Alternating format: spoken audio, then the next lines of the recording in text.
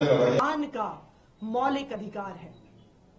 लेकिन आज Bharatiya Janata party vote का अधिकार जो एक आम व्यक्ति वोट डालता है अपने प्रतिनिधि को चुनने के लिए, आज उस वोट के अधिकार पर घोटाला कर रही है और इस देश के संविधान और इस देश के लोकतंत्र की धज्जियां उड़ा रही है।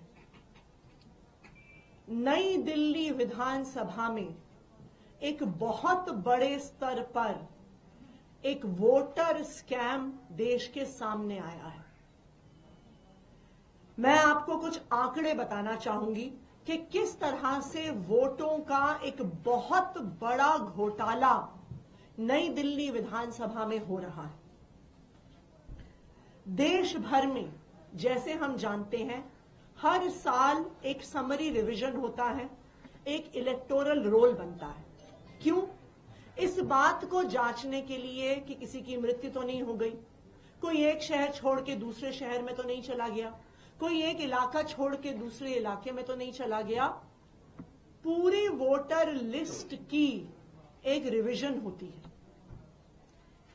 ये वोटर लिस्ट की रिवीजन 29 नवंबर तक दिल्ली में चली, जहां पूरी एक मशीनरी इलेक्शन कमीशन की गली गली में गई, मोहल्ले मोहल्ले में गई, देखने के लिए कि किसी की मृत्यु तो नहीं हुई, कोई शिफ्ट तो नहीं हुआ। और वोटर समरी रिवीजन के बाद अचानक से नई दिल्ली विधानसभा में हजारों एप्लीकेशन वोटर डिलीशन की आ जाती हैं कि किसी की मृत्यु हो गई, कोई शिफ्ट हो गया, कोई वहां पे रहता नहीं है। दूसरी ओर वोटर डिलीशन के अलावा समरी रिवीजन खत्म होने के बाद हजारों एप्लीकेशन नए वोटर जोड़ने की आ गई। अगर आप आंकड़े देखिए तो नई दिल्ली विधानसभा, जिसमें तकरीबन 1 लाख वोटर हैं, इस 1 लाख वोटर की विधानसभा में 15 दिसंबर और 2 जनवरी के बीच में 10,500 वोटर्स की एडिशन की एप्लीकेशन आ गई। 1 लाख वोटर और उसमें 10,000 अगर हम नए वोटर जोड़ दें तो ये जो नए वोटर जुड़े हैं ये तो पूरे चुनाव को उलट पलट कर देंगे।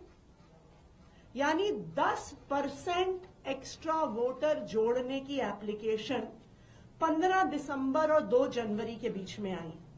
और आप कुछ डेट्स देखेंगे तो आपको अचंभा होगा। 24 दिसंबर को 1103 एप्लीकेशन आई, 25 दिसंबर को 982 एप्लीकेशन आई, 27 दिसंबर को 547 एप्लीकेशन आई, 29 दिसंबर को 734 एप्लीकेशन आई, 30 दिसंबर को 779 एप्लीकेशन आई।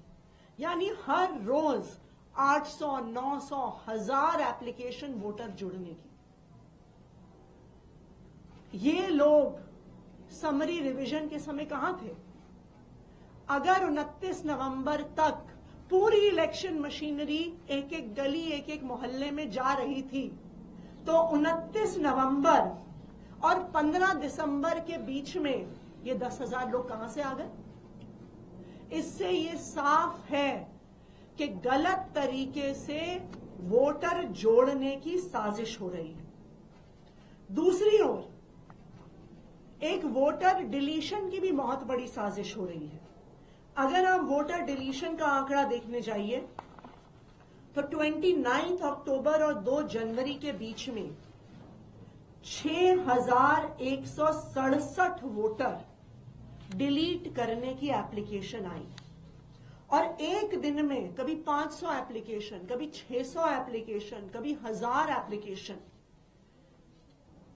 19 दिसंबर को, सिर्फ 19 दिसंबर को 1527 एप्लीकेशन आई, 21 दिसंबर को 700 एप्लीकेशन आई, 24 दिसंबर को 518 एप्लीकेशन आई, 25 दिसंबर को 675 एप्लीकेशन आई। तो जब समरी रिवीजन हो रहा था, जब इलेक्शन कमीशन के बूथ लेवल के अफसर गली गली मोहल्ले मोहल्ले जा रहे थे, तब ये लोग क्यों नहीं वहां से शिफ्ट हुए दिखे? तो ये साफ है कि गलत तरीके से वोट काटने की साजिश हो रही है। और इसका आंकड़ा देखिए, 6167 जो वोट हैं, ये नई दिल्ली विधानसभा के कुल 5.77% वोट हैं। यानी 10% वोट को जोड़ना, 5.5% वोट को काटना, इतने में पूरे इलेक्शन में हेर फेर करने की साजिश। एक और आपको आंकड़ा बताती हूं।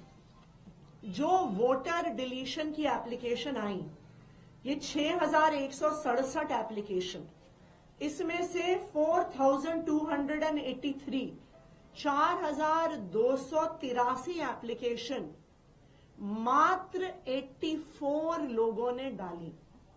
यानी 84 लोगों ने 4000 से ज्यादा लोगों की वोट काटने की एप्लीकेशन डाली। अब कौन है ये लोग जो इतने सारे लोगों के वोट कटवा रहे हैं? जिन लोगों का वोट कट गया है या जो लोग शिफ्ट हो गए हैं, मृत्यु हो गई है, इलेक्शन कमीशन के लोग नहीं ढूंढ पाए, डोर टू डोर सर्वे में नहीं ढूंढ पाए, बूथ लेवल ऑफिसर जो 10 साल से ये काम कर रहा है, वो नहीं ढूंढ पाया कि ये शिफ्ट हो गए, इनकी मृत्यु हो गई, ये वहां पे नहीं रहते हैं।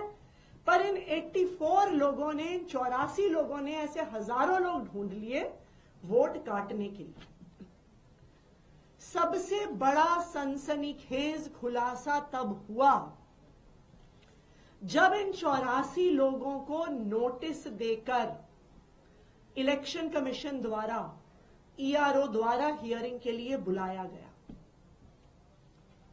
और ये सनसनीखेज खुलासा, इस स्कैम का एक्सपोजे ये है कि जब इन ऑब्जेक्टर्स को बुलाया गया तो जो सारे ऑब्जेक्टर्स हियरिंग के लिए आए, उन्होंने हाथ खड़े कर दिए कि हमने कोई एप्लीकेशन नहीं फाइल करी। मैं आपको कुछ उदाहरण देती हूं।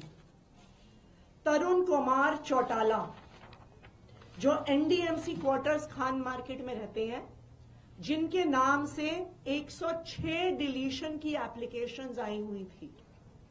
जब तरुण कुमार चौटाला जी 2 जनवरी को हियरिंग के लिए आए तो उन्होंने कहा कि मैंने डिलीशन की एक भी एप्लीकेशन फाइल नहीं करी है। उषा देवी, जो गोल मार्केट में रहने वाली है, उषा देवी जी के नाम से 52 डिलीशन की एप्लीकेशंस आई हैं। जब उषा देवी जी 2 जनवरी को हियरिंग के लिए आई तो उन्होंने कहा मैंने एक भी एप्लीकेशन फाइल नहीं करी है। तीसरा उदाहरण, श्री राजकुमार, जिनके नाम से 82 डिलीशन की एप्लीकेशंस भरी गई थी, जो टी हट्स लक्ष्मीबाई नगर के निवासी हैं। जब 4 जनवरी को वो इलेक्शन ऑफिसर्स के सामने हियरिंग के लिए पेश हुए तो उन्होंने कहा 82 तो छोड़िए, मैंने एक भी एप्लीकेशन फाइल नहीं किया है। इसका क्या मतलब है? इसका मतलब है कि एक बहुत बड़े स्तर पर वोटर लिस्ट को मैनिपुलेट करने का नई दिल्ली विधानसभा में स्कैम चल रहा है, घोटाला चल रहा है। फ्रॉड आइडेंटिटीज को यूज किया जा रहा है। ऑनलाइन वोटर लिस्ट से लोगों के एपिक कार्ड्स, उनके वोटर आईडी नंबर, उनके पते, उनके फोन नंबर लेकर झूठी एप्लीकेशंस डाली जा रही हैं और नई दिल्ली विधानसभा में चुनाव को हेर फेर करने की साजिश हो रही है। इस पूरे प्रकरण में जो पूरी इलेक्शन कमीशन की एडमिनिस्ट्रेशन है, उनका भी रुख बहुत ज्यादा सस्पिशियस रहा है।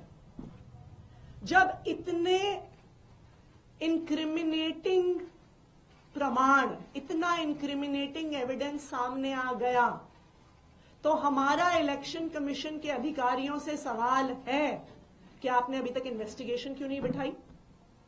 ये तो बहुत बड़ा स्कैम है, ये तो बहुत बड़ा घोटाला है, लेकिन अभी तक इलेक्शन कमीशन के अधिकारियों ने इसमें कोई इन्वेस्टिगेशन नहीं करी। मैंने चीफ इलेक्शन कमिश्नर को कल एक पत्र लिखा है, ये पूरे डिटेल्स के साथ, किस तरह से नई दिल्ली विधानसभा में बहुत बड़ा वोटर फ्रॉड हो रहा है उसके बारे में, और हमने चीफ इलेक्शन कमिश्नर से समय मांगा है कि वो हमें समय दें, और जिस प्रकार से इतना बड़ा वोटर स्कैम नई दिल्ली विधानसभा में हो रहा है उस पर तुरंत कार्रवाई होनी चाहिए, और ये वोटर एडिशन और डिलीशन से लोकतंत्र के हनन की प्रक्रिया को तुरंत बंद होना चाहिए। मैं चाहूंगी कि राघव चड्ढा जी, जो नई दिल्ली विधानसभा के इलेक्शन कमीशन ऑफिसर्स के साथ लगातार संपर्क में रहे हैं, वो डिटेल में बताएंगे कि किस तरह से वोटर लिस्ट का मैनिपुलेशन हो रहा है और किस तरह से उस मैनिपुलेशन पर कोई भी एक्शन नहीं लिया जा रहा।